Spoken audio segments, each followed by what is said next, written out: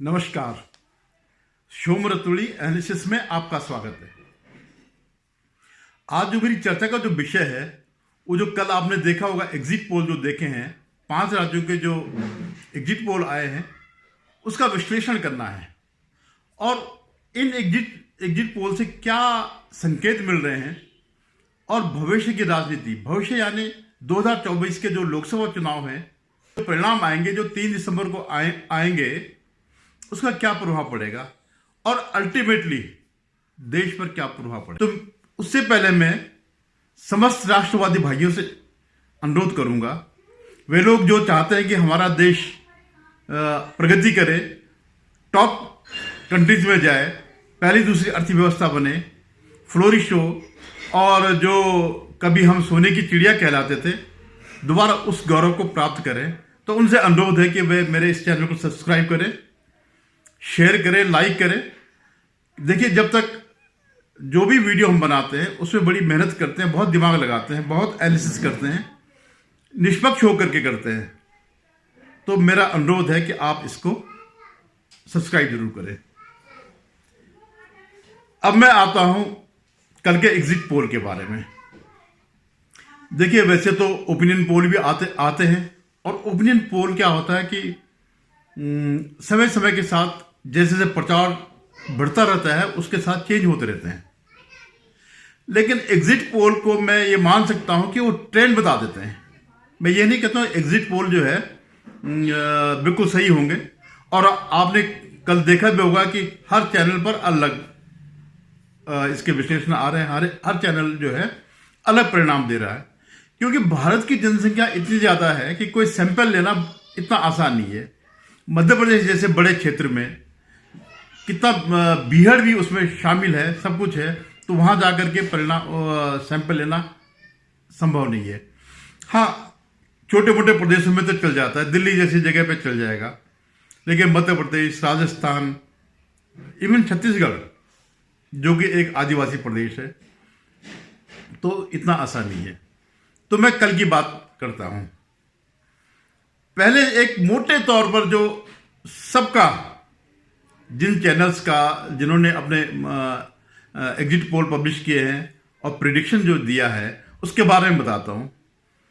तो पहले तो मैं नॉर्थ ईस्ट की बात करता हूं। मिजोरम में जो है स्पष्ट रूप से लोकल जो पार्टीज है वो जो भी है, उन दोनों जो इस समय बहुमत में आ रहे हैं, दोनों एक ही पार्टी से निकले हुए हैं और उसमें कांग्रेस का भी उसमें स्थिति तीसरे नंबर पर कांग्रेस है, बीजेपी 1-2 के आसपास है। तो ऑलमोस्ट जो वहां बनेगी तो हंग असेंबली के चांसेस बन रहे हैं। अब मैं छत्तीसगढ़ की बात करता हूं, बड़ा इंपॉर्टेंट है। छत्तीसगढ़ जो है हर कोई टक्कर दिखा रहा है, लेकिन अगर आप याद करें 1-2 महीने पहले छत्तीसगढ़ में बीजेपी का कोई नामो निशान नहीं था। बीजेपी थी और उसने इससे पहले, इस कार्यकाल से पहले लगातार 15 वर्ष तक राज किया था और रमन सिंह उसके नेता रहे हैं। लेकिन इन 5 वर्षों में जो बघेल के जो 5 वर्ष थे उसमें बीजेपी कहीं दिखाई नहीं दी। रमन सिंह बिल्कुल निष्क्रिय हो गए और बीजेपी ने भी कोई इसमें दिलचस्पी नहीं दिखाई। क्या कारण है ये कह नहीं सकते, लेकिन अंतिम क्षणों में जब प्रचार हुआ, और आपको पता होगा पिछली बार बीजेपी के केवल 15 एमएलए थे, आज ऑलमोस्ट 45, 46, 40 से 45 के बीच जो है सभी दिखा रहे हैं। तो ये अचानक बदलाव कैसे आया कि जो जिस पार्टी का कहीं दिखाई नहीं रही थी टक्कर में, वो बिल्कुल बराबरी पर है। अगर आप माने तो 5-10 का जो डिफरेंस है यही रह गया। अगर माना अपर हम लेते हैं तो ये भी कहा जा सकता है कि बीजेपी सत्ता में आ सकती है। अगर लोअर लेते हैं तो कांग्रेस सत्ता में आ रही है, ये माना जा सकता है। लेकिन अब यहीं पर फर्क पड़ेगा एग्जिट पोल का और एग्जैक्ट पोल का। एग्जैक्टली छत्तीसगढ़ में क्या होगा, ये होगा 3 तारीख को। 3 तारीख को जो है सही स्थिति सामने आ जाएगी कि किसको सत्ता मिल रही है, क्या लगभग बराबर हैं दोनों पार्टीज, या क्लियर मैंडेट जो है कांग्रेस को मिल रहा है या बीजेपी को मिल रहा है।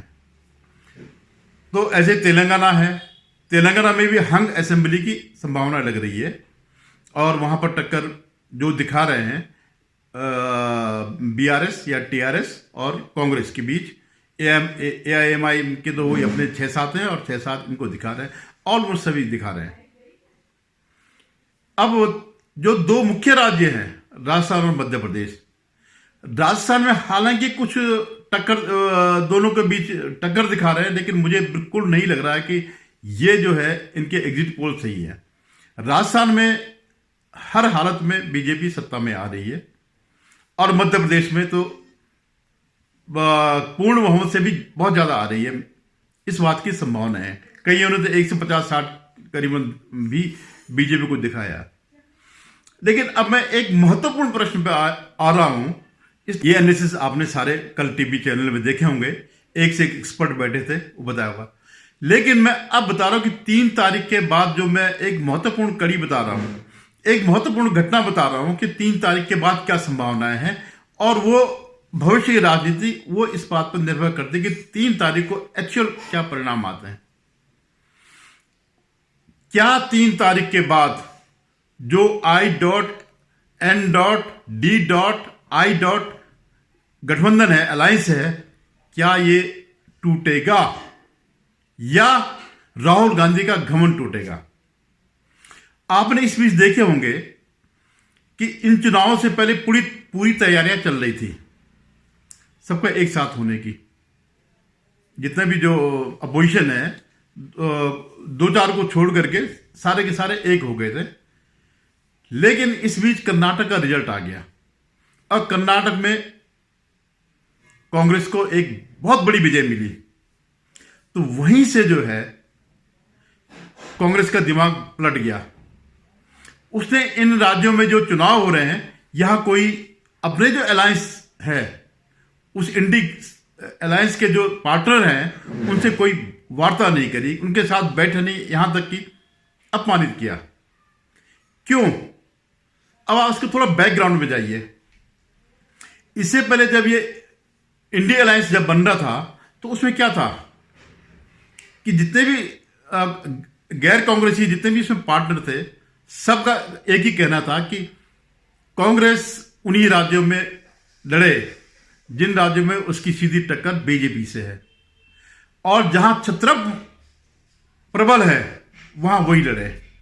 कहने का मतलब यह था कि कांग्रेस उत्तराखंड, हिमाचल प्रदेश, पंजाब में तो नहीं कह सकते हैं क्योंकि पंजाब में आम आदमी पार्टी भी है, राजस्थान, गुजरात, मध्य प्रदेश, छत्तीसगढ़ और उड़ीसा, इन राज्यों में, यानी आप लगाए कि मध्य भारत और पश्चिम भारत, यहां जहां की कांग्रेस और बीजेपी की सीधी टक्कर है वो वहीं तक सीमित रहे। और ये बात जो है कांग्रेस को गवारा नहीं हुई। वो स्पेस चाहते, वो नहीं चाहते कि हम बगैर बंगाल में लड़े हुए, बंगाल में हम न लड़े, यूपी में न लड़े, महाराष्ट्र में छोटा सा रोल ले या तमिलनाडु में भी जूनियर पार्टनर बने। हर जगह जो है जहां भी इनके पार्टनर हैं, ममता हो गई, स्टालिन हो गया, या खैर आंध्रा उसमें तो खैर नहीं है, अखिलेश हो गया, केजरीवाल हो गया, इनके हम जहां इनका प्रभुत्व है वहां हम सेकंड उसमें रहे, दूसरे रोल में रहे, हमारा दूसरा स्थान रहे। तो उसने इसमें सारी वार्ता तोड़ दी, सबको अपमानित भी किया और पूरा ये प्रयास में लगे रहे कि हम इन 5 राज्यों में जीतेंगे।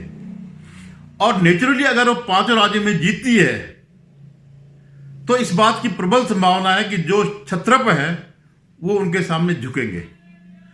और कर्नाटक से एक बहुत बड़ा मैसेज गया, बहुत ही बड़ा, जो कि बड़ा एक फैक्टर बनेगा आगे 2024 के चुनाव में, कि वहां पर जो मुस्लिम वोटर था उसने एकजुट होकर के कांग्रेस को वोट दिया और जो सेक्युलरिज्म का जो ढोल पीट रहे थे जनता दल सेक्युलर, उसको मक्खी की तरह फेंक दिया। तो ये एक बड़ा मैसेज था राहुल गांधी के लिए या कांग्रेस के लिए कि पूरे देश के मुसलमान कि तुम अब एक छत्र नेता हो। और यही दिक्कत जो है इंडिया अलायंस के बाकी पार्टनर्स के साथ है। ममता बनर्जी हो, उनका भी वोट बैंक मुस्लिम वोट बैंक है। अखिलेश हो, उनका मुस्लिम वोट बैंक है। बिहार में जो लालू हो गया, नीतीश हो गया, उनका भी मुस्लिम वोट बैंक है। और आपने देखा इसमें नीतीश ने क्या किया। नीतीश ने जो है सारी छुट्टियां मुसलमानों की बढ़ा दी और हिंदू की छुट्टियां कम कर दी। वो इस बात को लेके चल रहे हैं कि हमारे साथ केवल यादव है, और चाहे भगवान कृष्ण की छुट्टी भी बंद कर दी, कृष्ण जन्माष्टमी की छुट्टी बंद कर दी, लेकिन उनकी मजबूरी है कि वे हमें वोट दें, इसलिए उन्होंने बाकियों को किनारे कर दिया और MY समीकरण करके वो चल रहा है। तो ये जितने भी ये सब चल रहा था, जितने भी छत्रप हैं, उन सब का जोर केवल इसी पर है, मुस्लिम वोट बैंक पर है। चाहे महाराष्ट्र में हो, महाराष्ट्र में भी NCP का जो है मुख्य वोट बैंक मुस्लिम वोट बैंक है, उनके तो बड़े बड़े नेता भी हैं। तो ये सब जब कर्नाटक का रिजल्ट आए तो राहुल गांधी और कांग्रेस ये मान के चल रही है कि मुस्लिम वोट हमारे साथ आएगा। और इसी बीच उन्होंने एक और वो किया, ओबीसी कार्ड भी खेलना शुरू कर दिया। अब आप देखिए कि ओबीसी कार्ड जो खेल रहे हैं कि वो जातिगत जनगणना, हालांकि कर्मों के हिसाब से उनका कुछ नहीं है इसमें। अगर इनका पास्ट देखा जाए तो कहीं इन्होंने ओबीसी की आज तक बात नहीं करी, लेकिन क्योंकि ओबीसी का बहुत बड़ा वर्ग बीजेपी के साथ है और उनकी रीढ़ की हड्डी है, इसलिए इसको तोड़ने के लिए इन्होंने ये ओबीसी कार्ड खेला। और उसका प्रभाव किसे पड़ेगा? अखिलेश पे पड़ेगा, या ओबीसी वाले जो आरजेडी है या नीतीश है, तो उन लोगों पर पड़ेगा। तो वो ये नहीं चाहते थे, उनका ये कतई नहीं चाहना था कि हम ये तो ये क्लैश एक हो गया।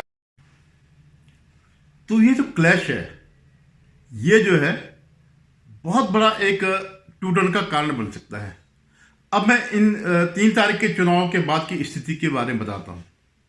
सपोज कांग्रेस इन 5 में से 4 राज्यों में भी अगर सत्ता में आती, या छत्तीसगढ़ को रिटेन करते हैं, मध्य प्रदेश में उनकी स्थिति सुधरती है, और राजस्थान में भी अगर बराबरी पर आते हैं, तो निश्चित रूप से कांग्रेस की जो है जो पावर है, निगोशिएशन पावर, वो बढ़ जाएगी।